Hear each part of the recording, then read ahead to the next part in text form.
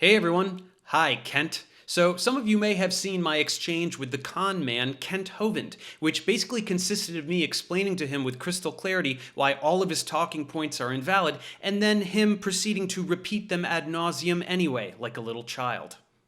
And what a surprise, he wants to do it again, but he has some demands. He wants to go one topic at a time.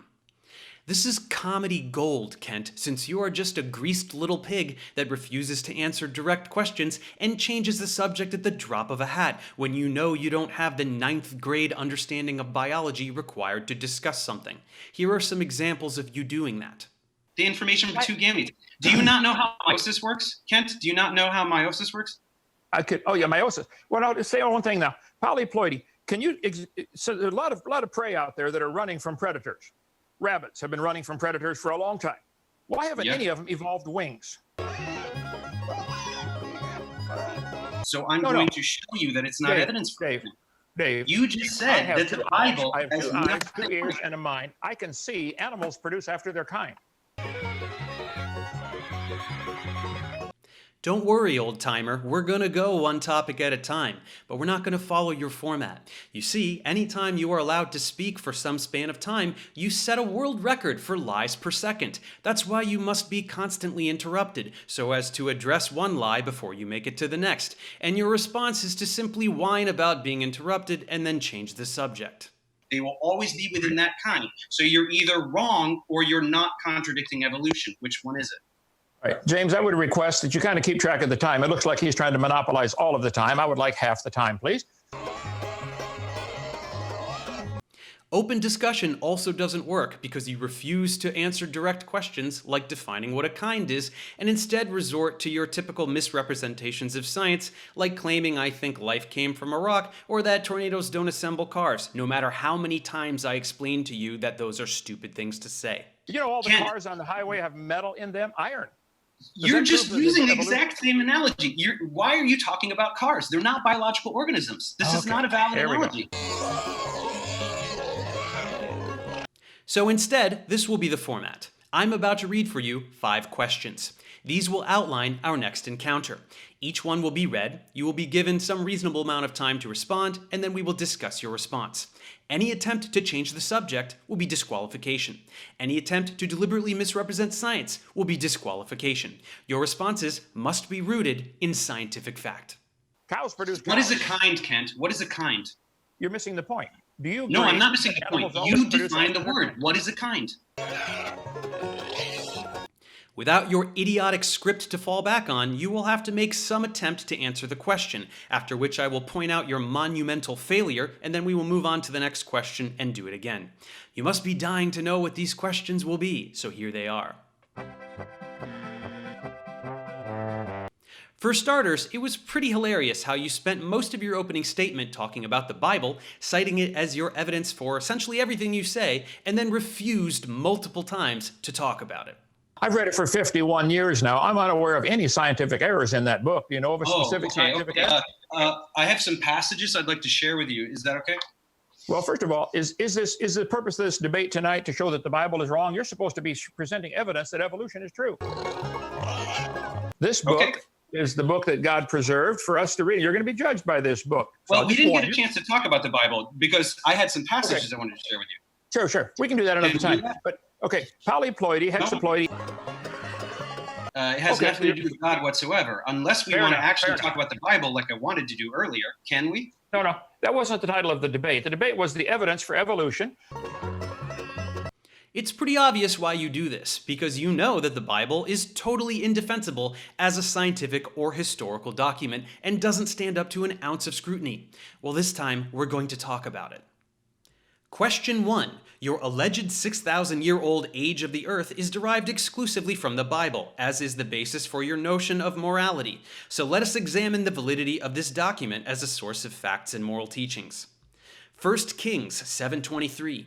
And he made a molten sea, 10 cubits from the one brim to the other. It was round all about, and his height was 5 cubits, and a line of 30 cubits did compass it round about. Leviticus 25:44. Your male and female slaves are to come from the nations around you. From them you may buy slaves. You may also buy some of the temporary residents living among you and members of their clans born in your country, and they will become your property. You can bequeath them to your children as inherited property and can make them slaves for life. Numbers 31:17. Now therefore kill every male among the little ones, and kill every woman that hath known man by lying with him. But all the women children that have not known a man by lying with him, keep alive for yourselves. Defend the validity and modern relevance of these passages. Now let's get to the science. This is where I will dismantle all of your ridiculous talking points. Question 2. You regularly misrepresent evolutionary ancestry so that you can whine incredulously about whales coming from pine trees and other misleading nonsense. Of course, you know that evolution does not propose this, but rather that from a common ancestor, over several billions of years and many millions of intermediary species, all of the current life on Earth was eventually produced. Explain specifically and mechanistically on the molecular level why you believe this to be impossible. Yeah, I know genetics isn't exactly your forte, but you're going to have to brush up a little. May I suggest actually reading some of the textbooks in your collection? Question 3. First, define the word kind as you use it. Not by example, an actual definition that can be applied to all biological life. Then, list many of the kinds that you believe were on the ark with specificity and explain mechanistically how all of the species on Earth today can have been derived from those original kinds. That's right, Pops. The ambiguity of the word kind ends now. If you can't even define a basic word that you use ad nauseum, you lose. Question 4. You allege that an ark landed on a mountain, at which point these pairs of animals disembarked and populated the world. This notion creates endless problems. Why do so many animal species live exclusively in a specific part of the world? Why did they go to a specific continent and nowhere else? And how did they get there, traversing inhospitable climates on the way and with nothing on Earth to eat but each other?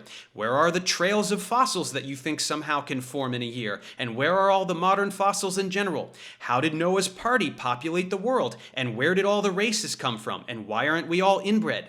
In short, how does the ark myth explain what we see today? Is the panic setting in yet, Kent? Don't worry, there's just one more. Question 5. Why do you present yourself as Dr. Kent Hovind when you do not possess any legitimate degrees? Patriot Bible University is a degree mill. It's a shack in a parking lot. You did not attend any classes. You did not do any research. You paid money for a piece of paper. You objectively have no degrees of any kind. So why do you lie and say that you do? Is it because you started that lie decades ago before anyone was using the internet and could verify in 10 seconds that you don't have any degrees with a simple Google search? Shouldn't you stop calling yourself that and apologize for lying? Why should anyone believe anything you say when you are a proven liar? And that's it, Grandpa. These are the questions you will attempt to answer in a display of comedy for all to see, including your loyal patrons who will no doubt want to witness this debacle, especially since you've been mocking me so frequently in your little cult compound. All of this will transpire on the channel of a third party. I suggest our mutual acquaintance, Psyman Dan, who will simply read the questions and moderate the discussion should you attempt any of your greasy pig-like maneuvers. If this is not agreeable, you may suggest another venue, but I will never appear on your channel. If you wish to avoid this inevitable train wreck, feel free to publicly forfeit and admit to your viewers that you just can't do it. But if your unparalleled hubris compels you to withstand this humiliation, you know where to find me. See you later, Kent.